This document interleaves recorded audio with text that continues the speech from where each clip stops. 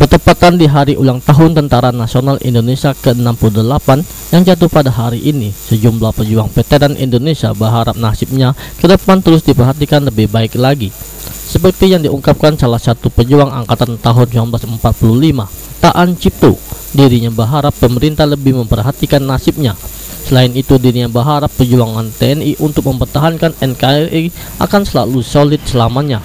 TNI, kami harapkan supaya di samping TNI itu maju pesat dalam melaksanakan tugasnya untuk membela negara, mempertahankan NKRI, kami sebagai veteran mendukung dan mohon pejuang-pejuang veteran untuk seterusnya Hal serupa diharapkan pejuang tahun 1975 Winardi yang sempat berjuang di Timur Timur sangat prihatin terhadap nasib para pejuang veteran atau pensiunan TNI-nya yang sampai saat ini masih ada terdengar kurang diperhatikan nasibnya oleh pemerintah. Kebetulan belum sempurna lah.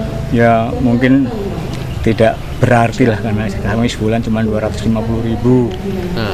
Jadi intinya Bapak ingin sejahtera lagi, Pak? Ya kalau pemerintah merasa belas kasihan dikasih, kami kan cuma sifatnya menerima. Tidak mengharapkan, tidak mengharapkan apa. Tapi mengharapkan kesejahteraannya lebih baik, Pak. Oh, iya.